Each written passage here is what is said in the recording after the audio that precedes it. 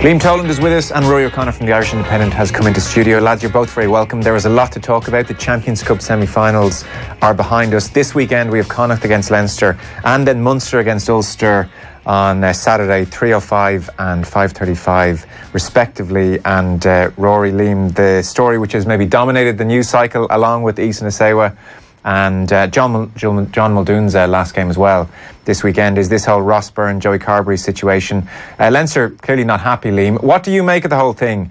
The argument being made that it sets a bad precedent, that there's got to be a better alternative versus, well, it's good for Irish rugby. Well, I suppose there's a number of ways of looking at it, Joe. I think that the first and most important thing is that it isn't a new concept that players are going to transition through the provinces. I suppose what is a little bit new in this one, it appears that neither players want to move to either Munster or Ulster because what they have in Leinster is so special. But I think it would be a little rich for us not to recognise that Connacht have supplied Leinster with players, most notably Robbie Henshaw, and players have gone from Leinster to Connacht and Munster and throughout. This isn't new. Yeah. But what seems to be new is how it's been presented to Leinster rugby and indeed to the players themselves. I think we have to be cognizant of three facts. One is Irish rugby, then provincial rugby, and then the player themselves. So in principle, it has been happening, and I think it should happen. It should continue to happen, and we shouldn't have players not getting sufficient match time because they happen to be behind a logjam in their own province. But how it's been managed and how it's been impressed upon the Leinster management seems to be a bit awkward and a little bit worrying in a sense. Well, the way it was reported is it's a turn up on the training ground the week of a Champions Cup game and say, here's your Sophie's choice, guys, and make it quick as well. And Leinster understood to be furious with that scenario, as you might understand, and not thrilled at the bigger picture either. I asked Eddie O'Sullivan actually on Monday if he had ever done something similar in his reign, like was it that almost blunt? And he said not really. Obviously it was encouraged at times, or certain players wanted to go, but it almost you almost got the impression that David Nacewa and Schmidt turned up almost unannounced. I'm sure it wasn't literally, but basically unannounced, and said, yeah, sorry about this, lads. Yeah, look, the way it's been presented to us anyway, and we're obviously not privy with the conversation that occurred, but the way it's been presented to us, it seems that a gun has been put to their head, which I don't think is the right way around it.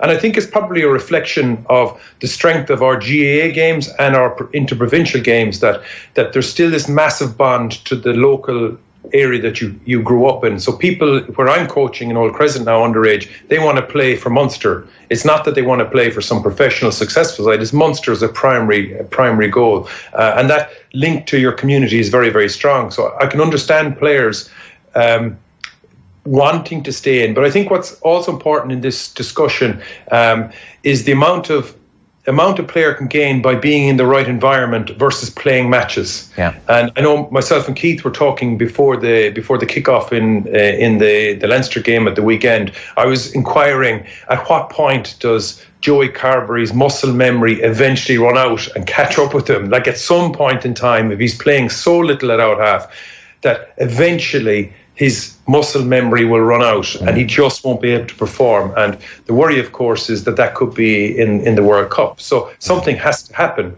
I don't agree that Leinster in many ways are being punished because of their success, because an awful lot of the professional game is leaning heavily on what was already there, the structures around. I think just the unique structures around the schooling system and the youth system, which has been quite strong in Leinster as well. And all of that is working in tandem to deliver what is just a conveyor belt of quality players. But the speed at which, say John Ryan and Dan Levy and these guys have arrived into the international game, you have to give credit to the school system and the youth system as well for actually producing that.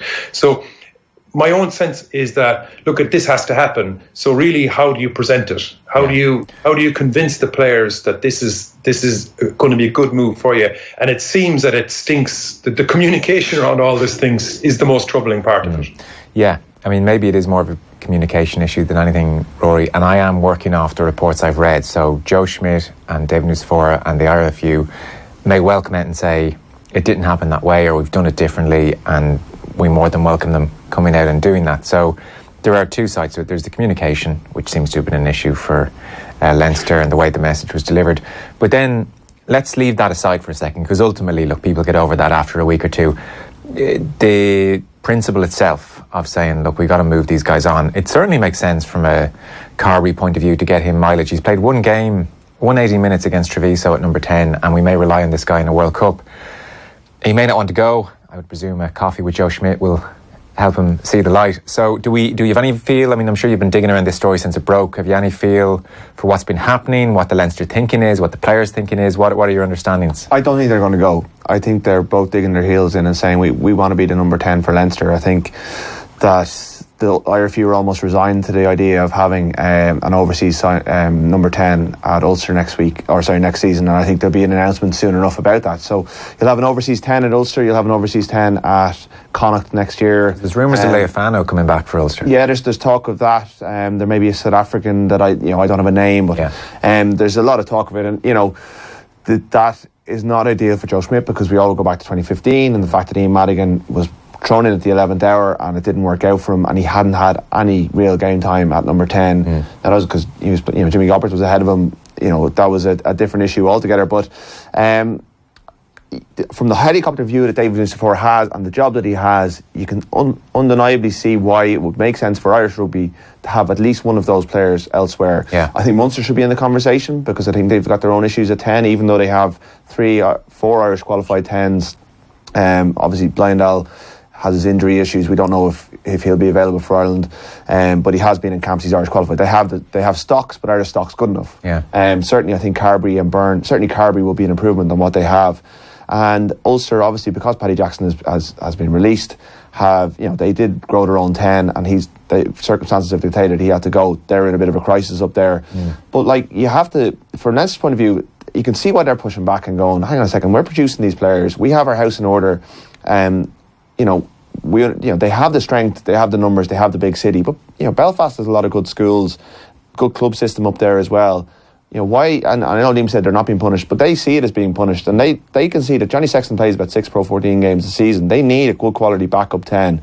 If Byrne goes, they're left with Carbery, who's gone throughout the Six Nations because he's second choice, unless he's usurped by Byrne, which is unlikely, I think. So, and they're also looking at, Joey Carbery, we see him as a fullback. So that's the thing. If Rob Kearney gets injured, or if Johnny Sexton gets injured and Joey Carbery's gone. Yeah. Well, Nucifora says, he can play Jordan Lambert there, or he can play James Lowe there. Look, they have options and they have a really deep squad, but they shouldn't be punished themselves for it. The RFUs need to invest in the structures and all of that in all the other 3 provinces to try and bring them up to the par with Leinster.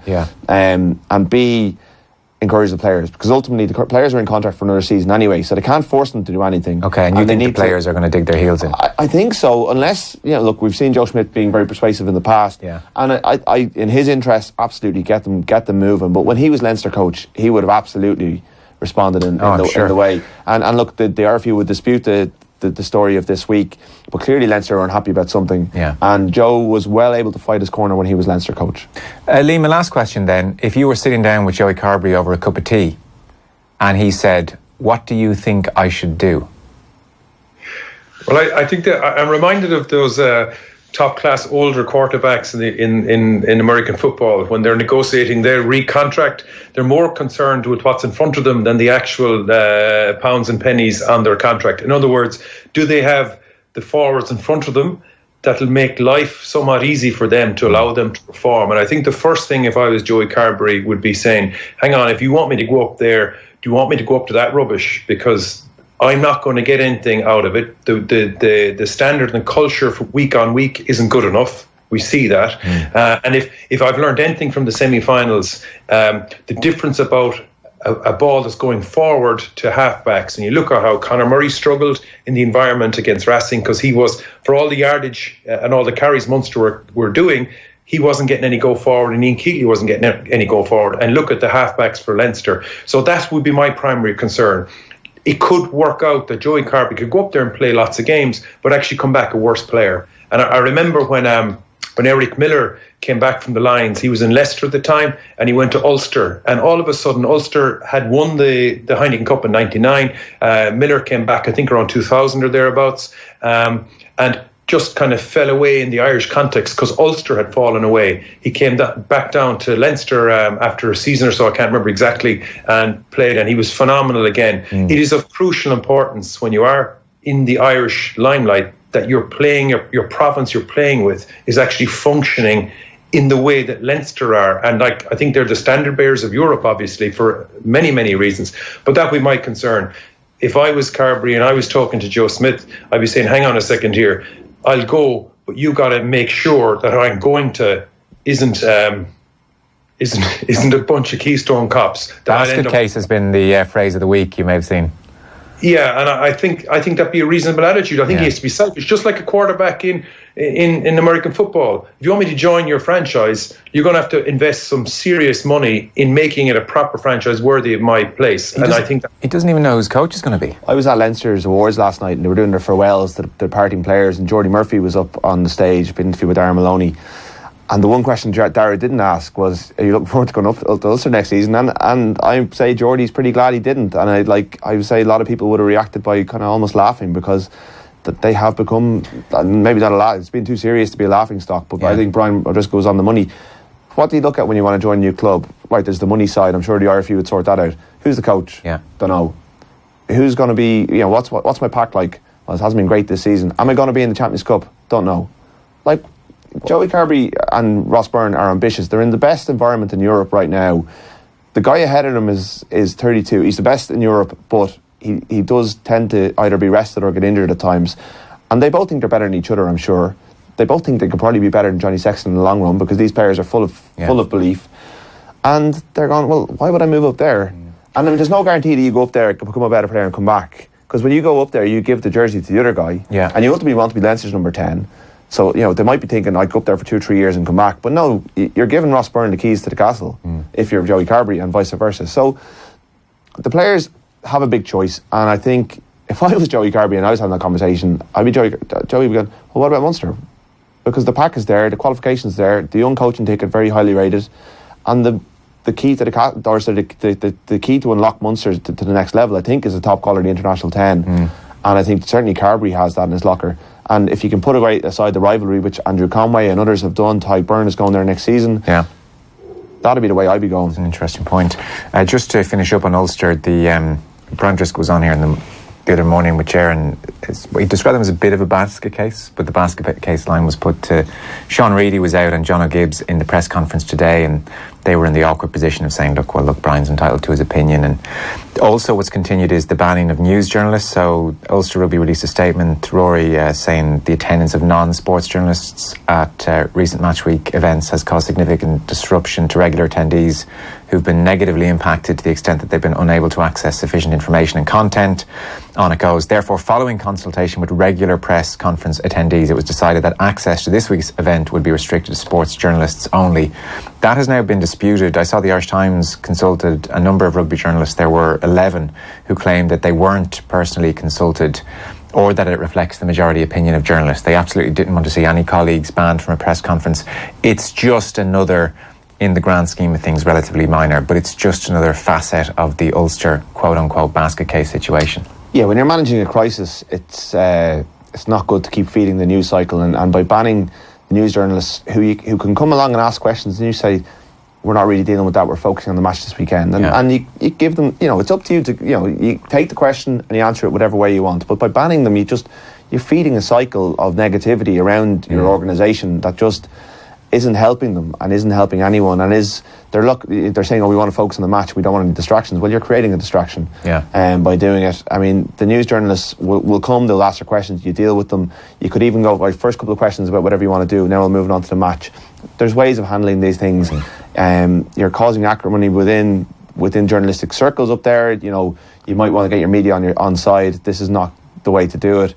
It's just been a mess. The whole thing has been a mess, and it continues to be a mess. And again, it feeds into players down here looking, will I go there? And I'm sure overseas signings are Googling Ulster as well and going, wait, sorry, what are you telling me?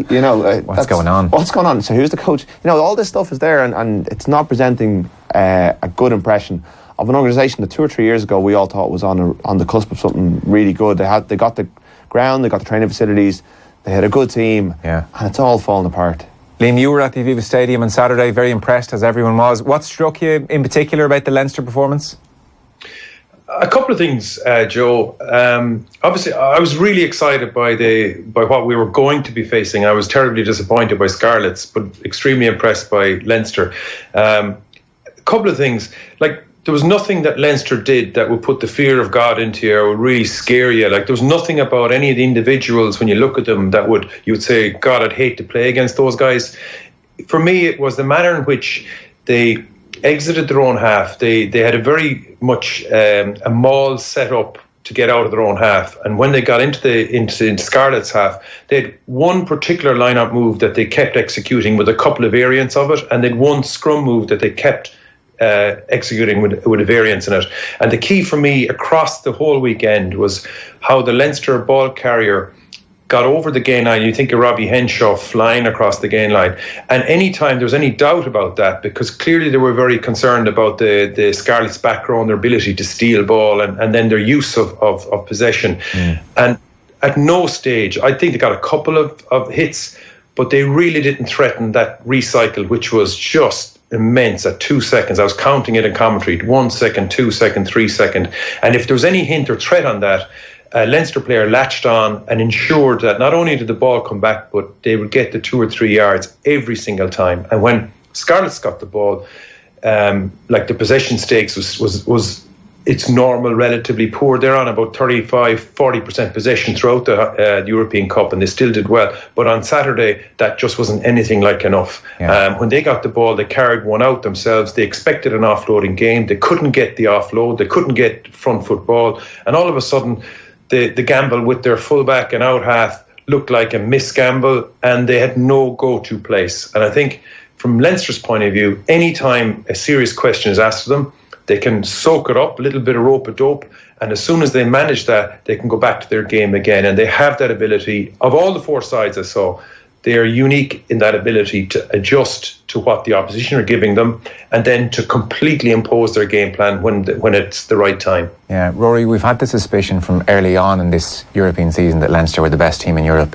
That feeling has been completely copper-fastened. There is a general sense, rightly or wrongly, that they can win this tournament at a canter. Although I know you think Racing are better than we're giving them credit for, but it's more about Leinster being that good. They were exceptional. I watched in the press room in Bordeaux, and it's not the greatest place to watch again. So I watched it back just before coming in today, first 55 minutes, and it's just so impressive. It's all black rugby. It's simple. There's no flashy stuff. The move that unlocks them for the first try it's all about the running lines and the animation. There's nothing too intricate, nothing too fancy. Very, very simple. And Scarlets couldn't deal with it. I heard James Tracy was talking to the Rugby Pod earlier, and he was saying that they put a blue scrum cap on one of the young lads and basically beat him up for the week. And whether it's true or not, it's a good story. That's basically he's hammer. They went after Ty Byrne and they went, you want to play for Ireland? This is the level. We've got 2 Ireland locks and we're going to show you what the level is. And they ran over him for the first try. They took him out of the game. They blitzed him at the breakdown, and I felt sorry for him watching it there. It was like he's been brilliant all season, and he's a better player than he was allowed to be showed at the weekend. And he got his try in the end, but their body position in contact was exceptional. It was so hard to tackle them. James Ryan's footwork is brilliant, and the pressure they put on Scarlets at every turn, they absolutely suffocated them.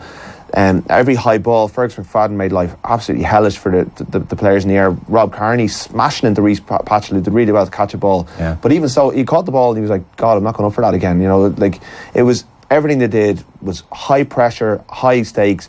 It was like watching Ireland, and you've got Leinster fans almost disappointed they didn't get much of a contest. Which against the Pro 14 champions, if they win this, they'll beaten the top team in the Premiership, top team in the French top of 14, the European champions, the Pro 14 champions, the team that are top of Conference A, and a Racing team who absolutely destroyed Munster on Sunday. So it'll be arguably their greatest title. I mean, they've rarely looked better in Europe, and they've rarely looked more comfortable. I think the final will be difficult, but certainly they go in as favourites. You mentioned James Ryan there. He was Leinster's top carrier, 16 carries, joint highest tackler, 12, and still hasn't lost a game. We're keeping the James Ryan clock going.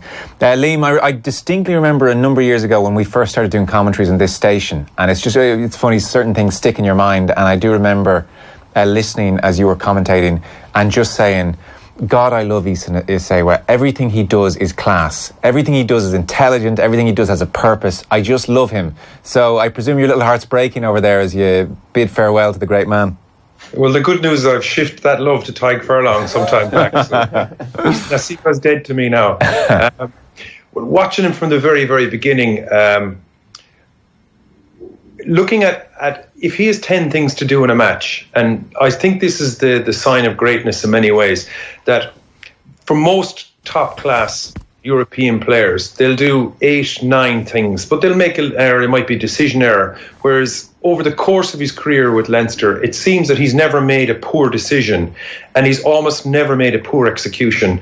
And on top of that, no matter how crap the ball he's been given, he gives it back in a better state. Like, considering he's on the wing and sometimes the white line of the touch line is against him, he'll always add value to the ball, and he rarely dies with it. He almost never creates a breakdown. And when you add up all of those things, he is just the consummate footballer to watch. And when you're coaching, as I do in underage here in Limerick, you're kind of, how can you transition what he's doing into kids, and how can you encourage them to make decisions and to execute, and where did he learn this, and where did he make his mistakes, because you don't see them. And in fact, in commentary in the Saracens game, if you remember a few weeks back, he dropped the ball in contact, and myself and Andrew Dunn were like, I think that's literally the first time I've ever seen him make a mistake. He's just been, and hearing through the grapevine the impact he's had with the Leinster players, but particularly it would appear that Joe Smith valued him as this is the marquee guy. This is the guy. If you want to follow any of the greats, this is the guy. His preparation, his knowledge of like the sheet of tactics that would have arrived under Joe Smith when he would have said, listen, this is our game plans. Nacewa would have arrived to the training session that day or the following day without the sheet because he had learnt off. In other words, his preparation, he was the hardest working, the hardest training. But I just think that the way he adds value to the ball, and you look at back 3 players, and many times they end up in touch, or they end up as a breakdown, or they lose possession. None of this over a career in Leinster has happened to him. He's just been a quality player. I don't know the guy, but he just looks like a quality player and a quality character. Yeah, cultural architect, the dodgy rainy Pro 14 matches and the big European occasions as well, so he's going to be sadly missed. With the clock against us, I do want to move on to Munster. Not to put too blunt a point on it, Rory, so their 6th straight semi-final defeat, 2 years in a row now, very comprehensively beaten at the semi-final stage. There are a few elements here, we don't have time to get through them all, as in there is no doubt they underperformed, and why that is definitely an interesting topic. But maybe to be more cruel, how many players do they need? Where do they need players? Are they like, they're short in the squad department? It's not just that this was a drastic underperformance. Yeah, you bring Clute back into their back row. You bring either, I think one of them would do, Farrell or Taute.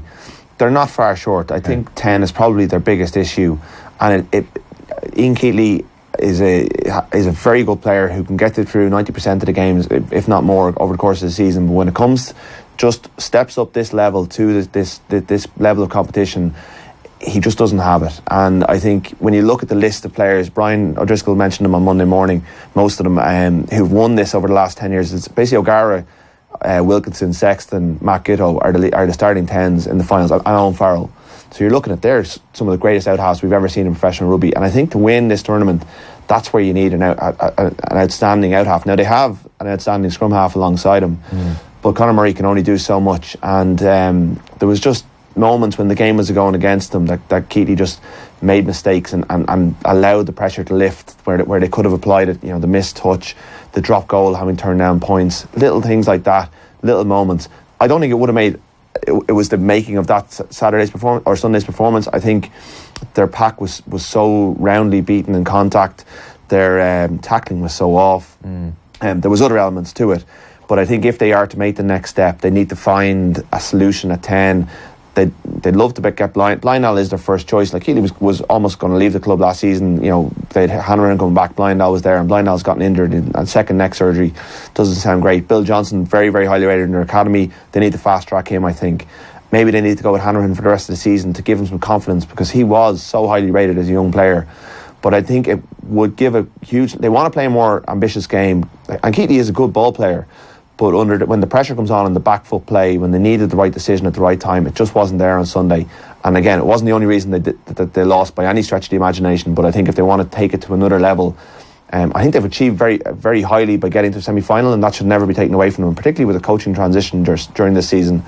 But I think if they want to take that next step, they're going to have to find a 10, and they can't go outside looking for one. So they need to either find an Irish qualified one from somewhere else, or promote from within and find a solution from within. Yeah, I'm glad you mentioned that last point. I think we can all agree, Liam, they are a team that are utterly professional and maybe in some respects maxing out to reach these latter stages consistently. But your take on where they need to go over the summer? I think they have a problem in second row. Like if you contrast and compare the two games of the weekend, and you look at the platform that was given to the Leinster halfbacks, simply didn't exist. And what really struck me, statistics, if we get bogged down in statistics for a while, before the game, Racing had beaten 161 defenders in Europe, and Munster 94. Munster were the poorest of the four semi-finalists. But in the game, actually, Munster outbeat them 21-18. So they'd loads of possession. They'd loads of field position, and I felt that if Munster played the right game, that they would have ultimately tired Racing out and they would have beaten them. And I still hold that. I still think that Racing, I don't care what their scores are stats wise, but they would have fatigued. The problem for me is that the Munster second rows and the Munster front five aren't giving them the platform. And you look at what Racing had in their second row and you think, wow, they've just done a Ryan, who's obviously a phenomenal player, and the freak that's beside him as well. Not only is a phenomenal player, but is a phenomenal offloading player. Yeah. The Munster haven't got that type of real big second rows who can add value to the ball as well. I think that's where they need to start with. If they get that front five, I think they can paper over a lot of the cracks that they have, and they are improving hugely. And I agree with what was said there about the midfield and the injuries and all that sort of stuff. For me, a couple of big second rows who can play at semi-final level. I think that's of huge importance to them. There was a 34-year-old from Tipperary who had a rather good game that day, but I'm sure that didn't escape Munster attention. We were late getting to you, and I know you have to run, Liam, so I'll let you go and say good night for this evening. Many thanks. Thanks, guys. That's Liam Toland. Munster play Ulster, by the way, at the weekend, so whoever loses that one will feel thoroughly depressed. Although Johan van Graan did say this week that he's going to freshen up the team. They're already in a home quarter-final. They don't have a huge amount to lose here, so it won't be a full-strength side. Are we expecting much from these two games? Are Ulster, Connacht, Leinster, are they all going to be mixing and matching? Or we'll talk about John Muldoon in a second. Who has what to play for? Ulster are the only ones with anything to play for, really. I haven't got the table in front of me, but they can, depending on results, they can certainly secure their place in the European playoff if they haven't already, but they might be able to get into that playoff situation depending on what happens in Wales. It's unlikely, but they still have something to play for, and they've got a reason to finish on a high. Leinster are safe, top of their conference. Connacht have nothing to play for, and Munster are safe in their position, so expect a very much changed Leinster and Munster team, and Connacht to be full strength to try and see John Muldoon off on a big high. Again, do you know what? That is quite a lot to play for. Connacht at home. So Kieran Keane's been paying tribute to John Muldoon, who's obviously off to Bristol to link up with Pat Lam and the coaching setup there. Keane said he's a really good bloke, earthy, my type of fella, loves a chat. He's just a good bugger. We could all do worse than have that said about us by Kieran Keane. Yeah, it's a nice testimony, isn't it? But I think for Kieran Keane, he needs to finish on a high, and having John Muldoon as a motivation in what is otherwise a fairly disappointing end to a disappointing season. To at least go away for the summer with on a high, having had give them something to celebrate on a Saturday night as they say goodbye to arguably their greatest player. 15-year career, over 320 odd appearances.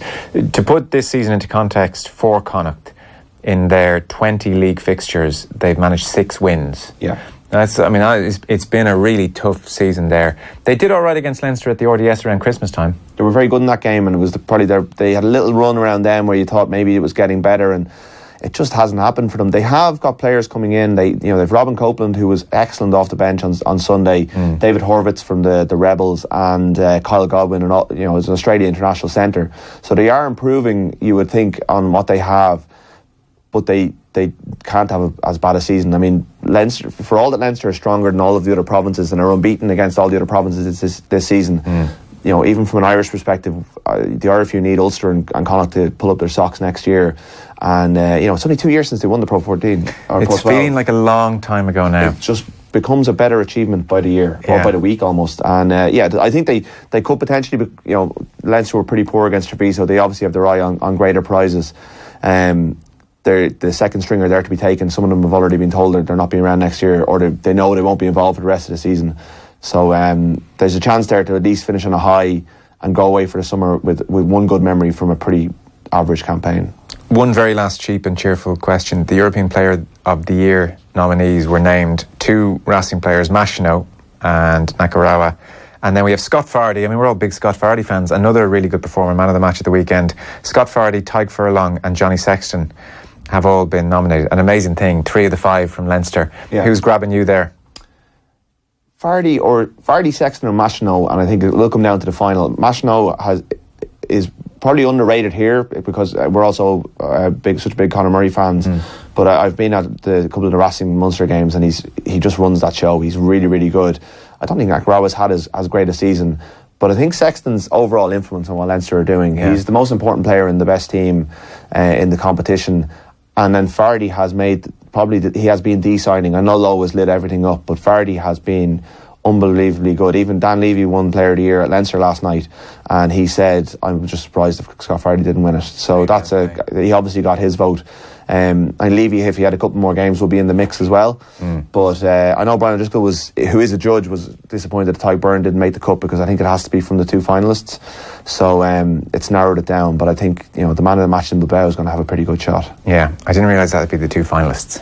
Yeah, which kind of takes away from it a little bit. It's a long competition, but I guess it's a bit like the All Stars. You get anyone who gets to the quarterfinals, semi-finals has a much better shot than someone who shoots the light out in a Leinster Championship game. It's true. Rory O'Connor from the Irish Independent. Thank you. Cheers, Joe. So Bayern Munich. Liam Toland is with us, and Rory. That was the rugby earlier on. Bayern Munich 1, Real Madrid 1 is the half-time score. Kimmich on 28 minutes for Bayern, and Marcelo on 44 minutes has made it 1-1. We'll talk to Kenny and Kev in just a second. Off the ball on News Talk.